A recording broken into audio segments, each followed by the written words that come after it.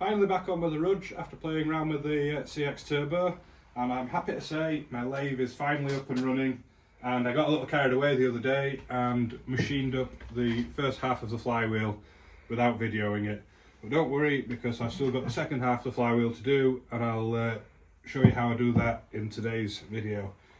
So the flywheel before machining weighed a little over 3,100 grams, and after machining weighed 2,200 grams, so saving nearly a kilo on each half of the flywheel, which really should help the engine spin up quickly. In order to machine the flywheel, what I did is I used the old BSA output shaft and put it in backwards. These are actually a fairly easy to tap in and out fit. Machined the diameter down, machined the back, and then skimmed out the inside a bit as well. Turned the pin round and machined the other side, and put the chamfers on. So in order to make sure I get the diameters both exactly the same, I've been and bought a set of giant calipers from Global Engineering Surplus in Halifax, so I can measure the outside diameter of the crankshaft. The engine cases I've actually dropped off at my friend Tony at B&I's. I made a little repair piece for the bit of an engine case that was missing, and Tony's going to weld that in for me. I have got a TIG welder myself, but I haven't got it set up and I haven't got gas at the moment. So in order just to get things moving along, I've dropped that over there to get him to weld that up. And when I get that back, I can then fit the bearings and measure the internal diameter in the crankcase, and then make the output shafts for the crankshaft. I'm probably going to make them out of EN8 round bar, and the output shaft side I'm probably just going to machine a taper along the shaft and a keyway, and have a taper fit drive sprocket and supercharger drive sprocket on that side. So let's get started and get this other flywheel half machined.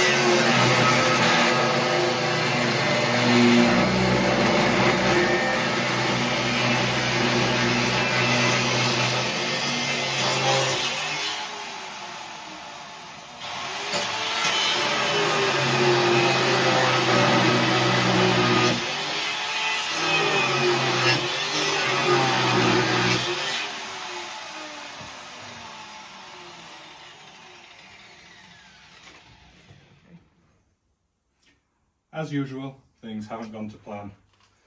The motor in this lathe was a bit problematic when I got it, and it had been stood in a garage for 30 years in the wet or something. And it started tripping the fuse, and then a load of smoke came out and the motor's knackered. The main problem is I can get a new motor, but to get to the motor is round the back. I really don't want to have to pull all the lathe out again. So what I might do is under the electrical cupboard here, I cut a bit of a hole so I could get to the motor connections, but I think if I cut that hole bigger, I might just about be able to get in and change the motor from the front, which will be much better if I can change it from the front. So unfortunately, that's as far as I'm getting with the crankshaft today, but I just thought this is a quick update video. Turns out my idea of cutting a hole in the back to be able to get the motor out wasn't going to work, so I've had to raise the feet and drag the lathe out. So I worked the front out a little bit. The way I'm doing this is just using a bar, a block of wood, and some body mass.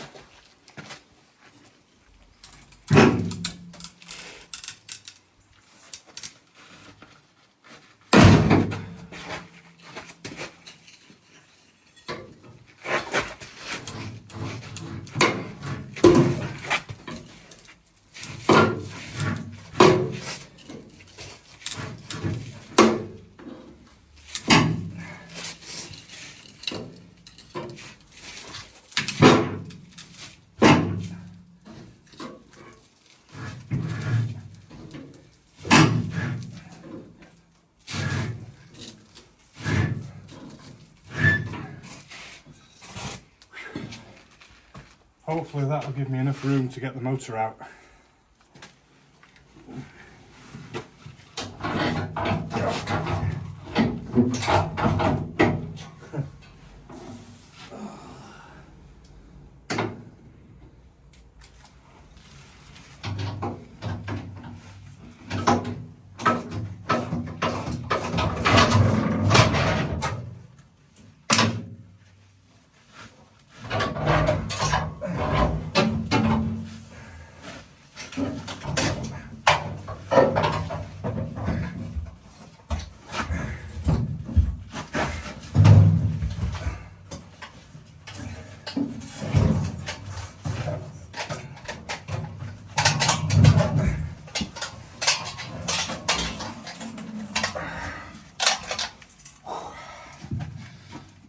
New one of these, please. Oh, it's full of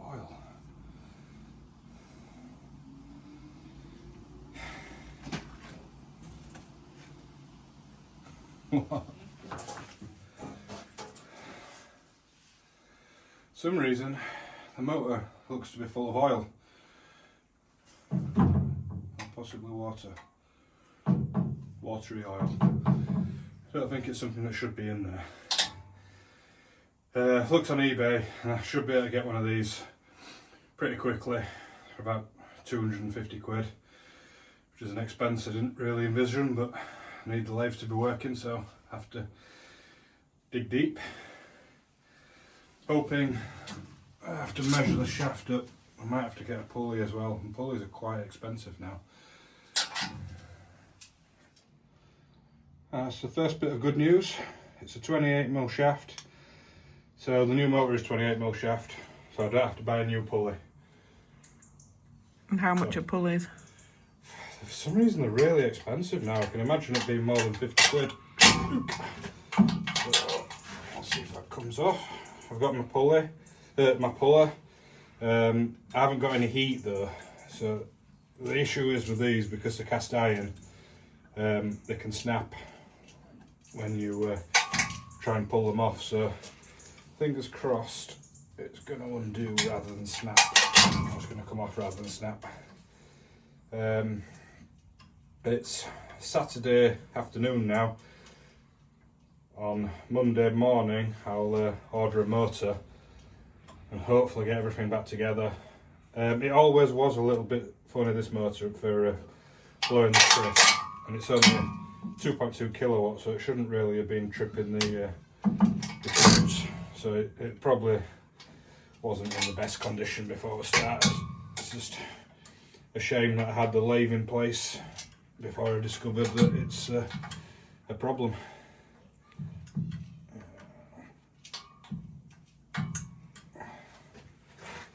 I'm also needing to get my workbench sorted, which someone mentioned in the comments. I am planning on getting my bench sorted. In fact, I'll show you what I've got. I've got these cast iron legs. I'm going to put them on some railway sleeves at the bottom to make it a bit higher, and then probably get a 10mm thick steel sheet cut for the top, about 2 metres long, which will be a really good welding fabrication bench.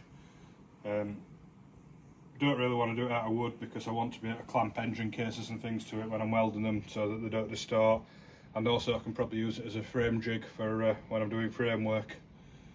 So that's on the list of things to do.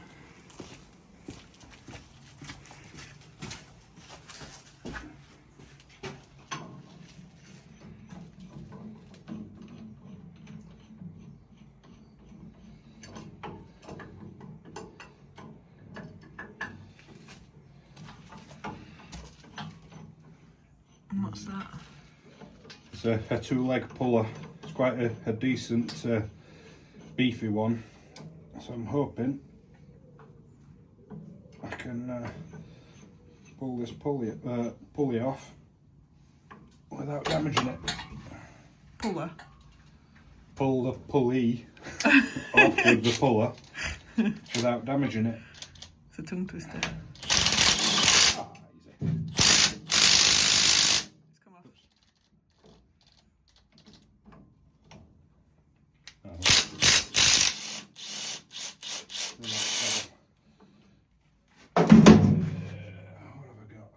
What's happened? It's I ran out of travel on the puller. Must have a bit of metal somewhere. This? Oh, there's one down there. Perfect. Glamorous assistant. Yes, I don't know where I'd be without you. Not being very good at filming.